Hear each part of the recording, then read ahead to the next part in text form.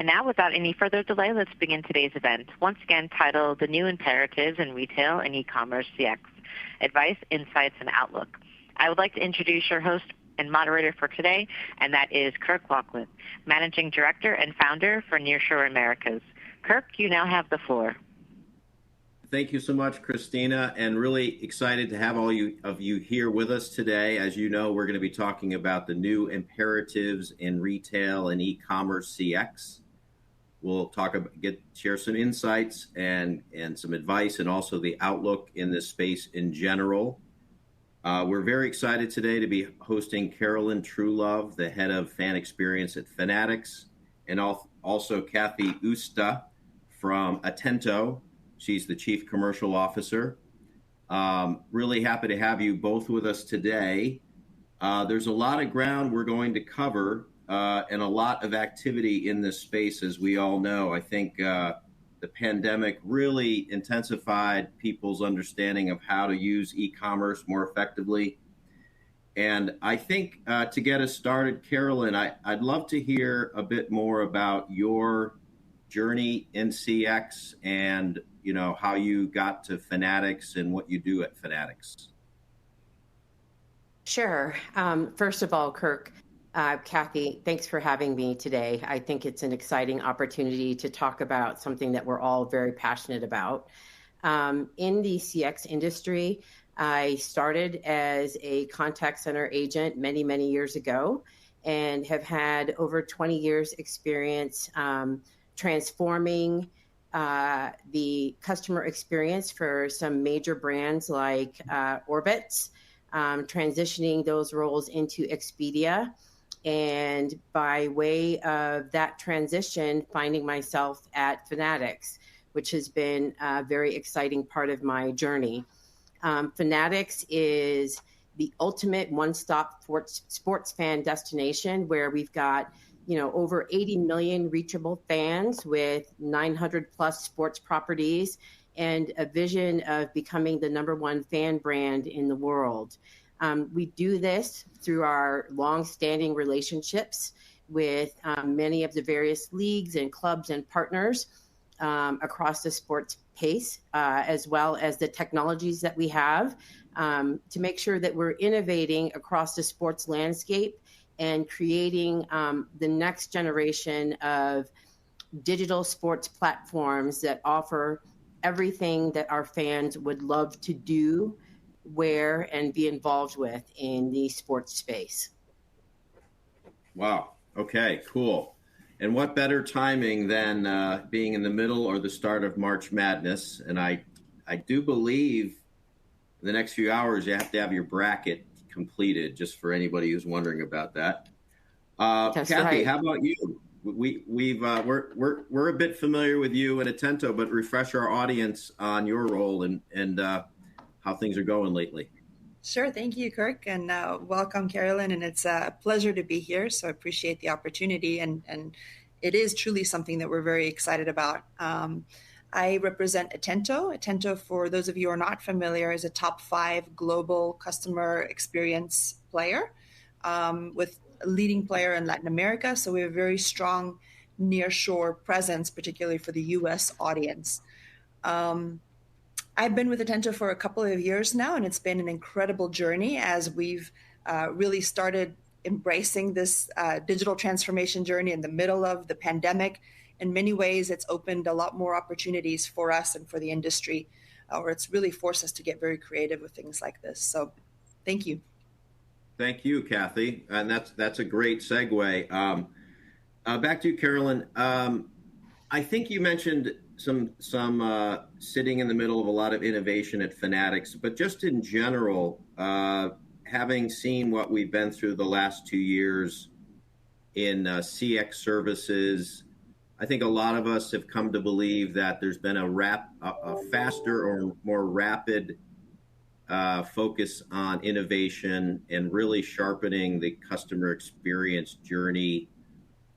But then again, I'm not sure. Do you feel like there's been a fast maturation process going in CX services in general, or was it going this way anyway? I think we have to take a step back and look at the last couple of years that we faced globally with the pandemic. I think that as we've gone through the pandemic as consumers, our expectations on the way that we receive our experiences has changed. We're looking for things that have low customer effort. We're looking for sites where we visit where the technology is comfortable and easy to use. We want to be able to find those kinds of products or brands that we're looking for in a way where companies are looking to us for those insights and feeding us what we want, how we want it, when we want it, and providing the right communication mechanisms so that if for some reason, as we're going through the online experience, there is some friction. Of course, we expect a frictionless experience, but when that does occur, as consumers, our expectations are high. And that is why generally across any industry, the focus on the customer experience has had to evolve with those demands and evolve with the technology that's required to meet those demands, and also has had to evolve with the demands of the cultures that are conducive of having the right kinds of employees to be able to support those demands. Interesting. That's very interesting. So do you think the pandemic has changed the way, or how has it changed the way you communicate, in this case, with your visitors or your fans at Fanatics? Are there different ways in which you've designed that communications channel? Well, I think one of the things that Fanatics is really great at is leveraging data in all the places that we are to really understand the voice of our fans and use the voice of our fans to help influence the decisions we make in terms of the experience that as Fanatics we want to provide. And that data is not just the voice of our fans, but it's also the voice of our employees.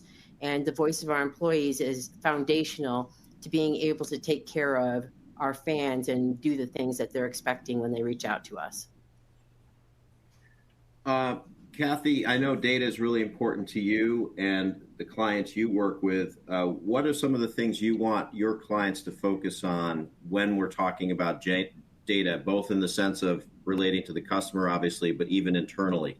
Yeah, no, it's a very good point. I think, Carolyn, to touch on your point around the frictionless or the near frictionless experience, we've adopted a new saying at Atento. It says, empathy is important, but agility is paramount. So the old way of the customer service way was find the agents that can be the most empathetic, that can relate to that brand, to be in front of them. So that's important. But if you can't serve them in an efficient way and you can't map their customer journey in an efficient way, you've lost before you began. I was lamenting with another client of ours recently. It's food delivery service client. And we were talking about one of the top reasons why customers reach out to the contact center sometimes. And I'm going to paraphrase, but it's something like this. Where's my food? It's late and my family is hangry. How do you deal with that, right? How does empathy, you can have the best trained psychologist and that's not going to beat hangry, right? So let alone our agents, particularly if they don't have the data, the insights, the ability to serve that customer very quickly. Where's the food? Well, let me find out real quick. It can't be, let me make a phone call, let me find out, I'll get back to you later. The hangry meter keeps going. So that's a small example, but we have to now, it's incumbent on brands like Fanatics and providers like Atento for us to really know the customer, to know their journey, to know their experiences, and to know all the different things that enables that interaction. So that's how we look at it. Carolyn, the idea of agility, how do you see that in your own business, your own experience in CX? Well, that's a great question.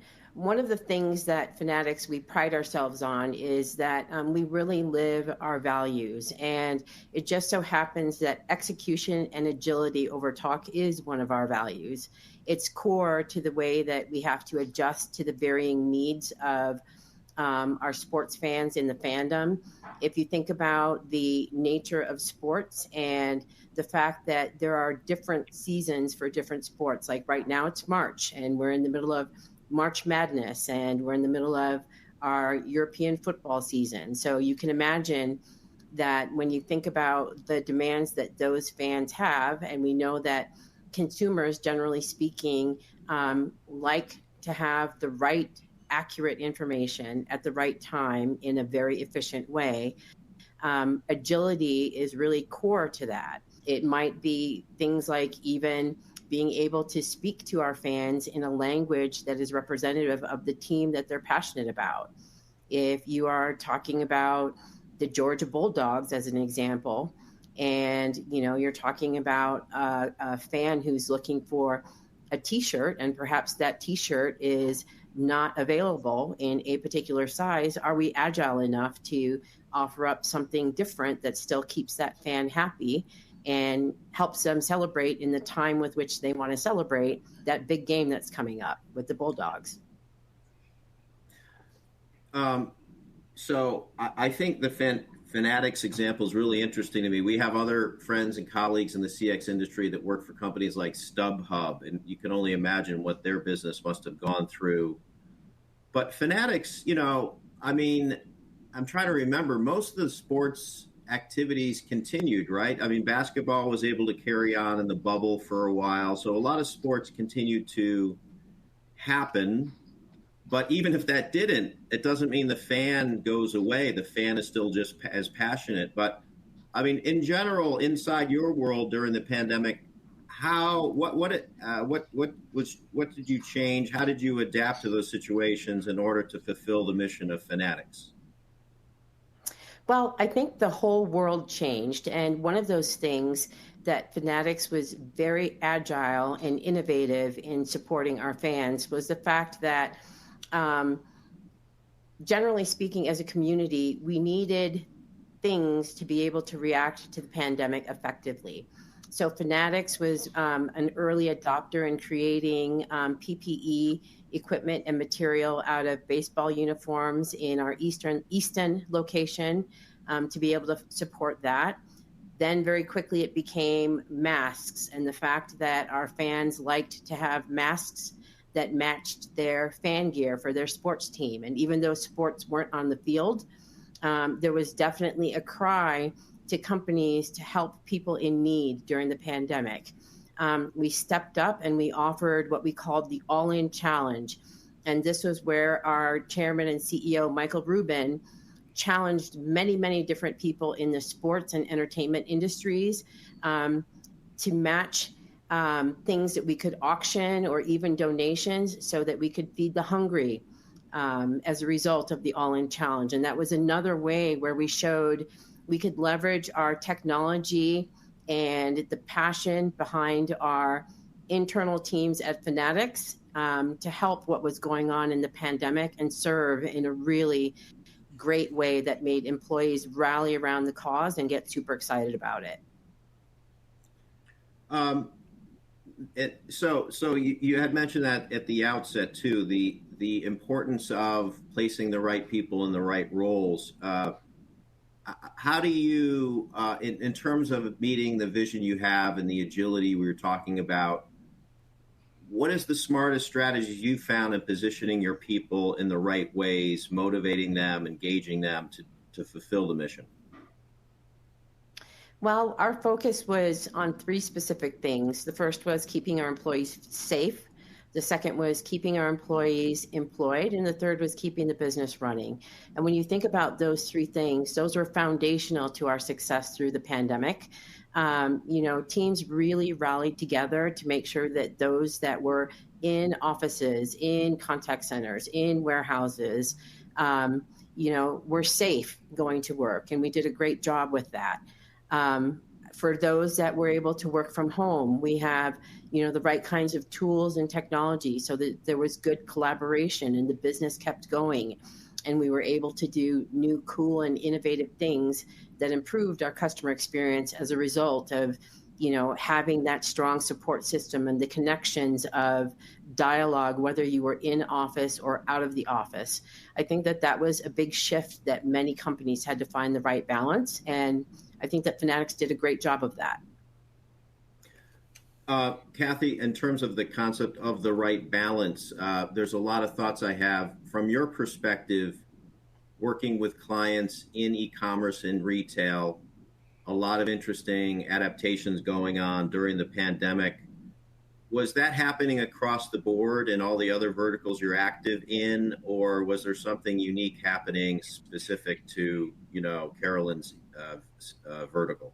Yeah, no, I think every industry vertical had some flavor of an impact, some different than others. And I before I get into that, I commend Fanatics for some of the steps, the early steps to help the environment to look beyond just the immediate profit margin and help the environment out there.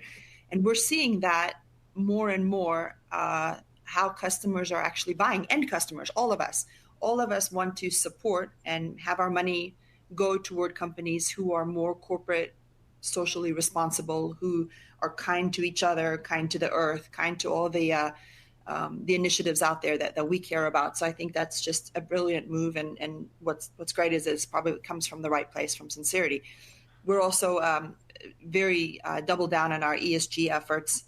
We've always been a company that supports equality, creating the right workplaces, giving back, and making the communities where we operate a little bit better. So I think that's a really nice cultural match. But going back to your question, Kirk, about the different kinds of industries, with the exception of the kind of the do good, which seems to have been a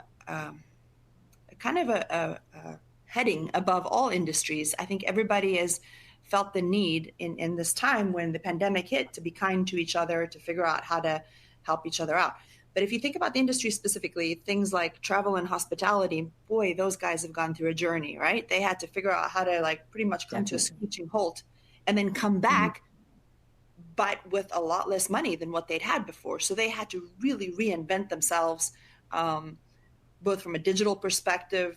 Company clients that we've worked with who have traditionally said we will only serve from the US have now started exploring nearshore, offshore, and a lot more digital transformation.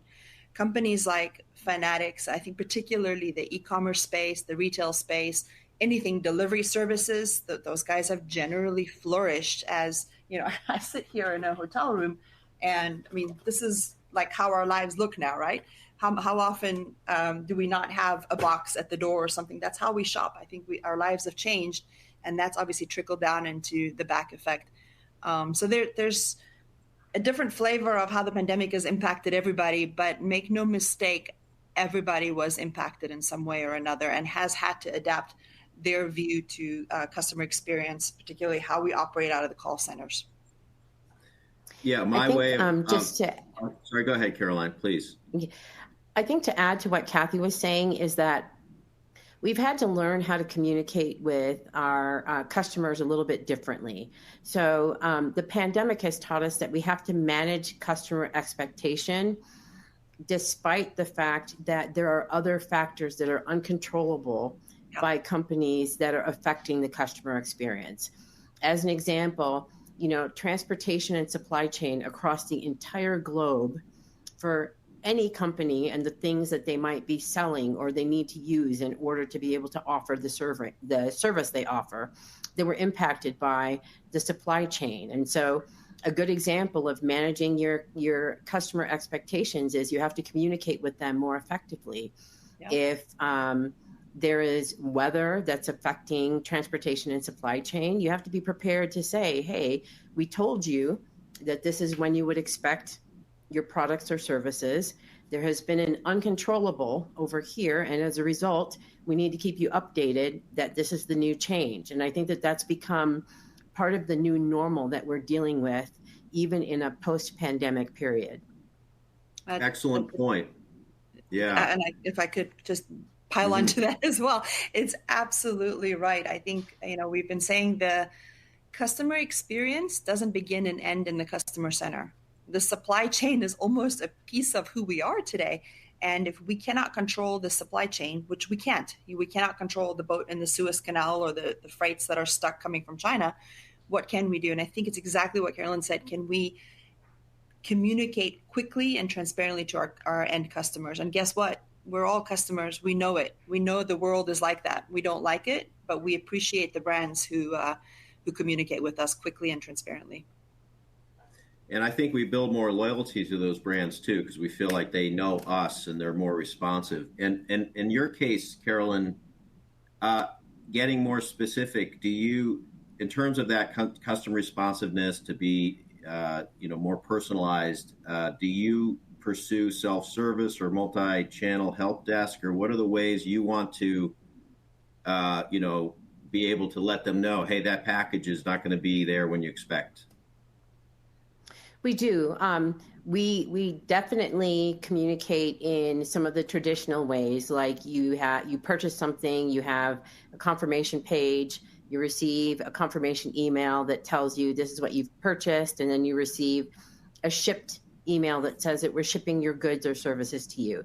So, of course, we definitely communicate in those ways, but we've also had to get more innovative and be more agile to serve our consumers where they want to be served with the information, like where is my order, in several different ways. Some consumers, they want to be able to go right back to the site and, there's a spot right there where they can, put in their order number and get an update on the status of where their order is. There are consumers who like to self-serve on help desk pages. We have that. There are consumers who like to self-serve starting with a bot that can tell them what they want quickly, but they can still get to what we call athletes. Those are our contact center agents if they need to, if their question is deeper.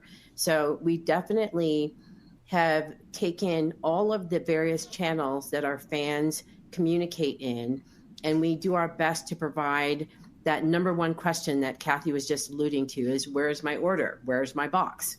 Where are the things that I need to have before the game starts this weekend? Mm-hmm. So we definitely do that in an innovative way. We serve it to them in many places where they don't have to speak to us. But when they do, we have an extremely talented group of athletes and coaches in the contact centers who do a great job of taking care of them. Very well said. I want to tell our audience also, you're free. We invite you to send in any questions or comments related to our discussion today. A lot of interesting points going on here.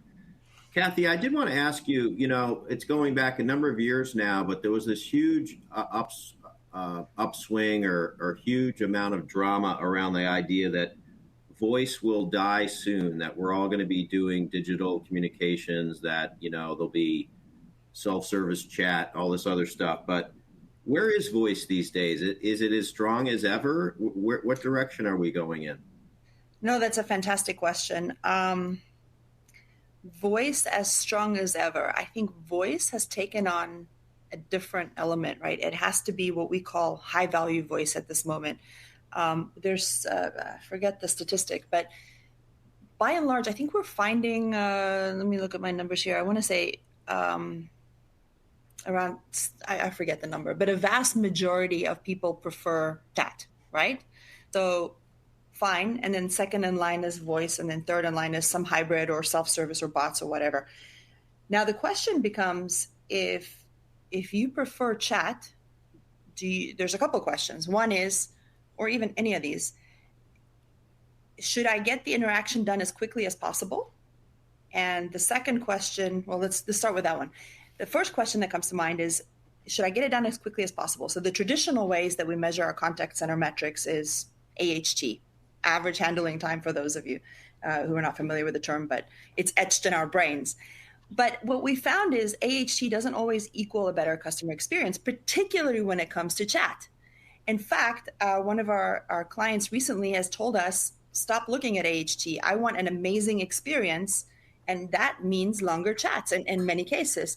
To get that true attachment to the brand, so the client that I'm referencing is, we have a gaming customer, and we've recruited agents that are gamers. I always joke and to those of you who are listening, I mean this with the kindest of hearts. We pulled these gamers out of their mom's basements and we brought them into our contact center to create the right affinity so that they can communicate with their customer. Those chats, when you talk about a hack in some Minecraft world or something that's beyond me, take a little bit longer. So I would say, is voice as strong as ever? Yes. But the chats have become more meaningful and especially as the aging population has come in, the younger people prefer more of the digital forums.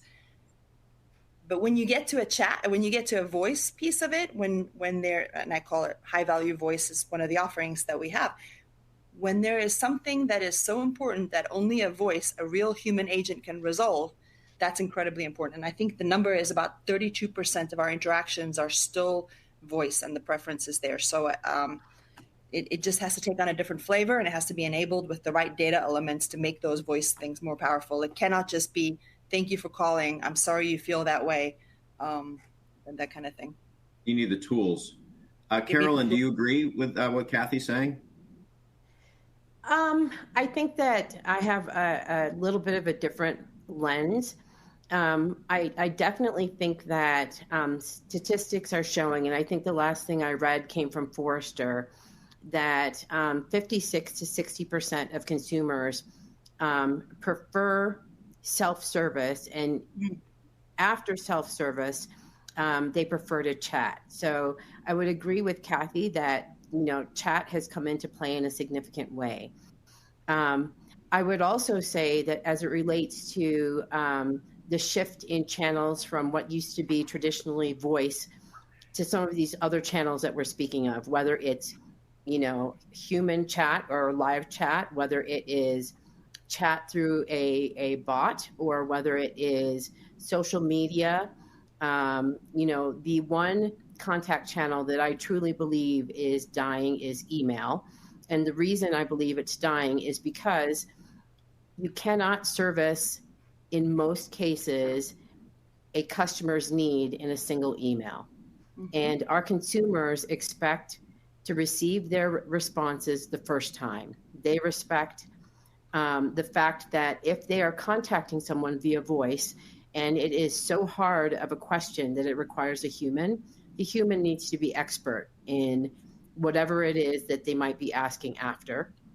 If they are communicating and it's something that can be done in self-service, it has to be done very well so that there's low customer effort. If they are communicating and you're talking about a chat, I agree with Cathy 110% that average handle time is a high-level business metric that is an indicator of other things that your agent or athlete or advocate are doing to make the customer experience wonderful. So if they are efficient and effective and giving the right answer, the measure of what that efficiency might be and where that might be placed is different when you talk about a contact center environment today.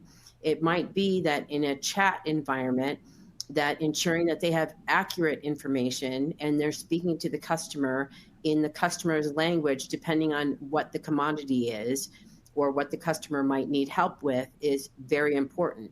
And if you're doing that quickly, you might even miss the heart of the question. And I think the same can be said for, those listening or reading skills that you have to have as a customer experience expert taking care of our customers in any channel. If you are not taking the time to pay attention and get it right the first time, and even consider things like next contact avoidance, explaining to the consumer if they want to do something themselves, here's how easy it is, and helping them take care of the next thing without having to chat with or speak with a person. I think our consumers are looking for that. Mm-hmm. And if I could add, we're not talking about contradictory numbers at all. I myself prefer self-service any day of the week, right? Which is contradictory for where I work. But I think putting self-service aside, I remember this study, I would think it was a company called Kayoko, 41% prefer chat and 32% prefer voice. But really where it becomes a game changer is if you're able to integrate across those different forums, right? So if you start with self-service, and it gets a little complicated. The chatbot or chat person helps you answer the question a little bit more. And now you're getting frustrated, or maybe you get a little deeper and you'll be able to switch to voice. That's really where things are headed, and creates for a much better customer experience, particularly for the more complex problems. That's right. Yeah, I was going to pick on the airlines because I couldn't believe I heard the other day. I was trying to help my son rebook a ticket, and they said literally it'll be about a 7-hour wait, and acting as if I would stay on the line for 7 hours. I thought this is a strange comedy show going on here. Like, anyway, that's a different story. Yeah. But another thing occurs to me, Cathy, in so many discussions we've had over the years about people thinking about their geography, location strategy, and where they might want to locate, who they want to partner with. It always seems to be driven around agent numbers. And I'm still not hearing as much, at least from where I sit, about, okay, but what about technology capability? How about the tools we need to bring to the table? Are you seeing a shift where it's not just about, the classic numbers of people? Yeah. Is there more to that? Yeah, and I think, again, as a good consultant will tell you, it depends. For companies with more mature contact center organizations, I think an apples-to-apples comparison place for them to start is always with the numbers, the headcount, the seats. How many people do I need for how many transactions?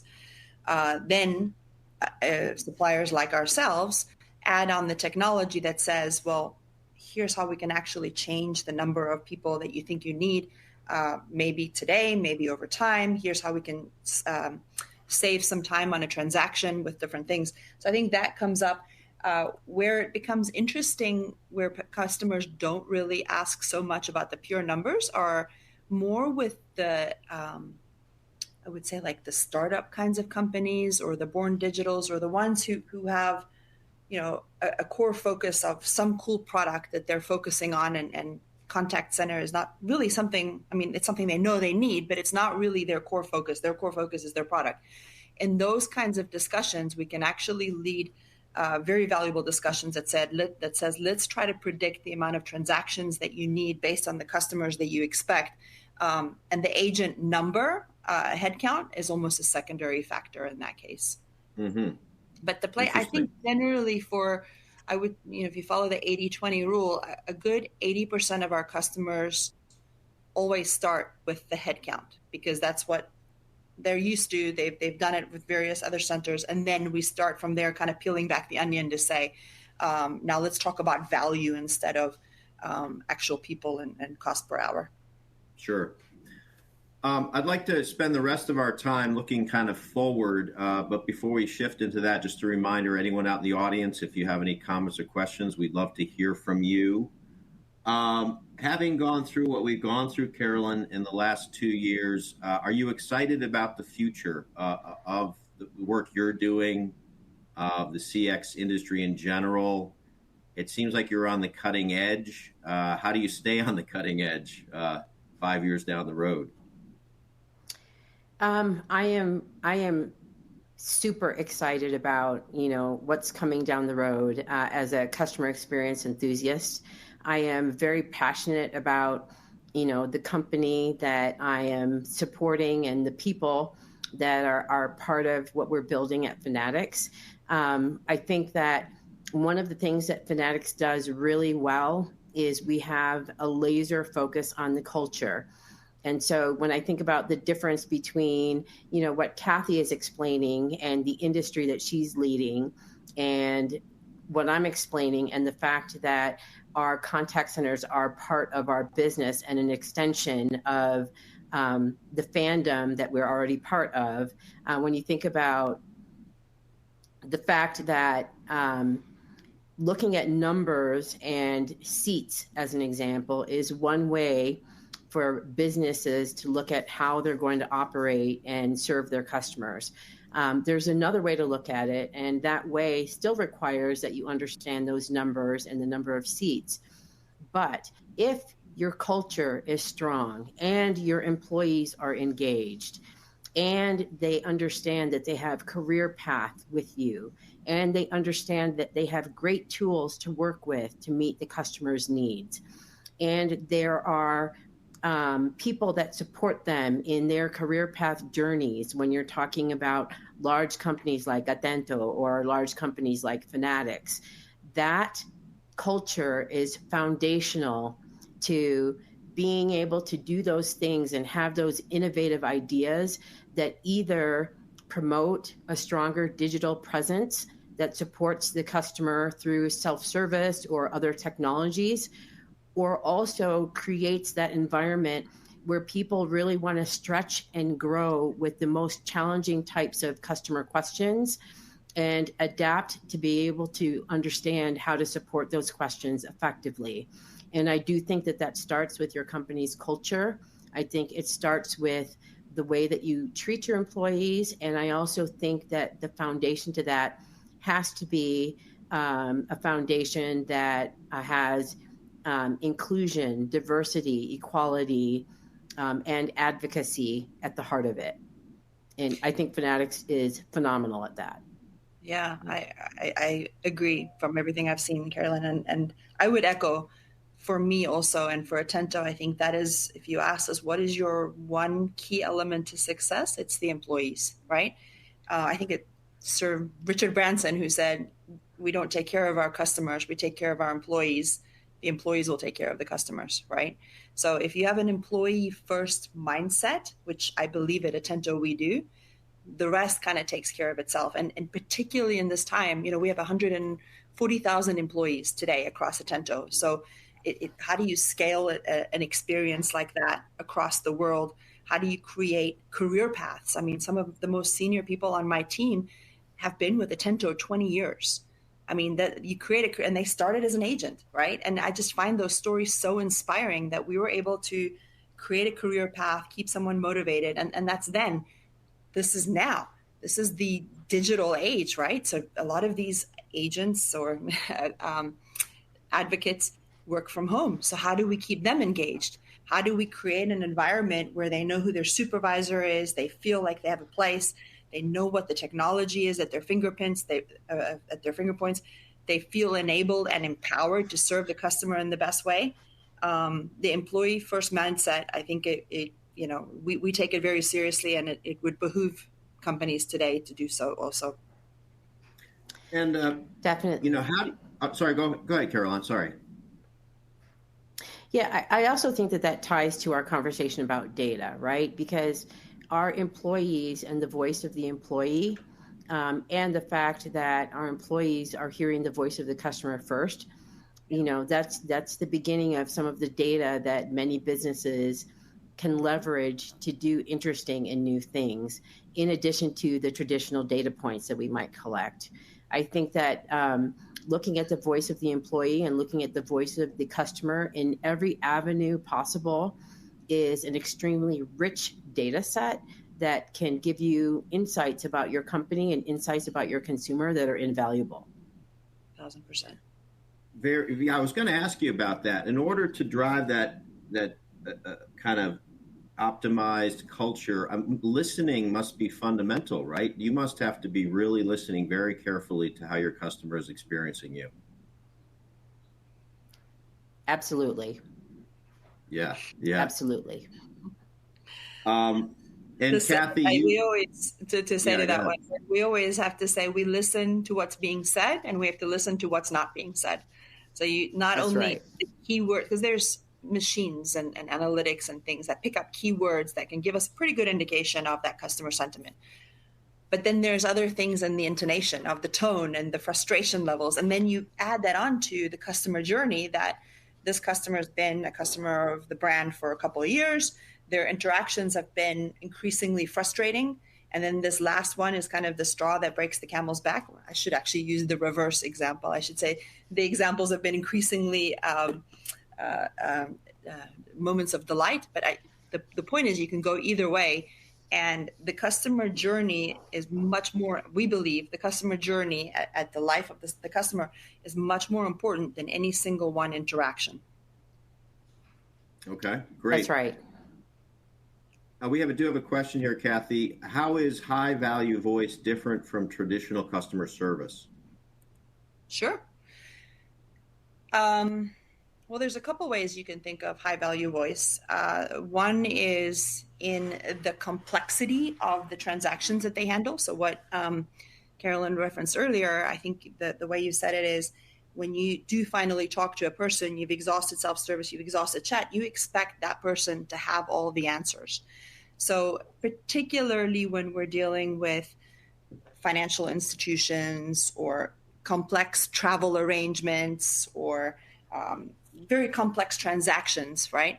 Your agent needs to not just be an agent that has a script that they follow. They really need to know the business. They need to be multi-skilled. They need to understand how to relate with that customer in a different way. So when we talk about high value voice, we look at an agent being a little bit more multidisciplinary, and we also look at that agent being enabled across various different points of integration and having data at their fingerprints, and I keep saying fingerprints, finger points, fingertips, and being able to use that data in that way. Whereas a traditional customer service might be, sorry to hear that. Let me, follow a script and go through some certain things, and then can you please stay on the call and rate me 1 through 5 after this is said and done. Those days are gone. Another thing occurred to me, Carolyn, with work from home. I don't know how much experience you have there, but how do you see that as staying connected to your people when you may not be seeing them physically as much? I think that, we have a blended environment where we've got people that work from home and people that are working in office, in contact center, in warehouse, in manufacturing center. So there are lots of different ways that you can keep people engaged, whether they're at home or in the office. One of the things that we do is what we're doing right now. We use all of the various technologies to have video conferences, video staff meetings. We, do things like make sure that employees know what's going on with certain contests and, engagement activities where they can win things. There are also tools that human resources teams introduce to environments that have work from home employees, so that, recognition and acknowledging performance and performance development are all tracked using those types of tools to keep employees engaged. But I think the biggest thing is, as leaders, when we want to have an engaged workforce, we have to be there for our employees ultimately. Yeah, let me make one comment on the work at home thing. There's a lot of things that we learned. I would love to tell you we were experts starting in this, but there were a lot of aha moments in the work from us, particularly when we started. It was one thing to move agents from the center to home when the pandemic hit, and it was quite another thing to say, this is now business as usual. We have to start hiring people at home. And I'm not even going to get into the logistics of the computer shipping and making sure that people know this cable to plug in here and how to configure their machine. Forget that for a minute. One thing that we noticed is there's a different way you almost have to look at your agents. So an example that comes to mind is when we first started some of our initial training sessions, it was very simple training, and we had, I forgot the ratios, but we had maybe 1 trainer to 40 people training on some simple scripts and off to the races. And we were finding that it was not effective. And we're saying, what the heck? I mean, this is the same training we did in the center. What is going on? What we realized is in some cases, we actually have to have more less tight ratios. We have to have what we call proctors that watches people on these little Zoom Brady Bunch windows and say, oh, that guy looks like he's tuning out. That one looks like he's paying attention to his kid. And engage with them offline in a chat. Hey, do you have any questions? Can I help you? Kind of just redirect their attention to this forum. So the engagement is one piece, but I think just the management of the people in the centers and the new way of work was a key learning for us, and how we've had to adopt our style.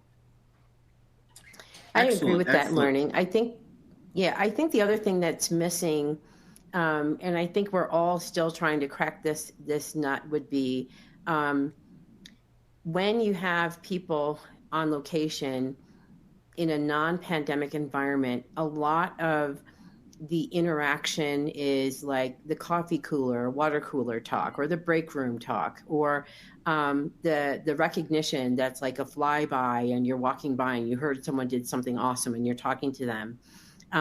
You definitely have to work really hard at creating those same kind of warm, fuzzy feelings without being able to touch or be near the person. And that's another learning that I think it's going to be continual. We're going to have to keep changing the different ways that we're interacting with our people that are remote to continue to keep them engaged and excited and happy about work and feeling that human touch.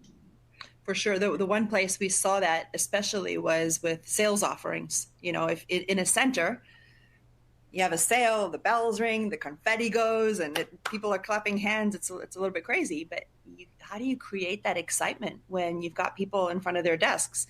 I agree with you, Carolyn. I don't think we've completely cracked that nut. I think we're making progress. I think the gamification and some of these other tools have really gone a long way, but it's a new world, and I think it's going to take some time for us all to be as effective as we can with that, let's call it, cultural piece. Yep. Definitely. Well, speaking of learning, I really appreciate both of you sharing so many great insights today. And I did want to encourage folks out in the audience, you will receive a recording archive version of this in the next couple of days. Please feel free to share that with colleagues. We'll also have it archived on Nearshore Americas. And I want to thank our friends at Atento and Cathy and Caroline for joining us today. Super interesting conversation. And I will be seeing you both soon. Thank you for joining us. Fantastic. Thank you.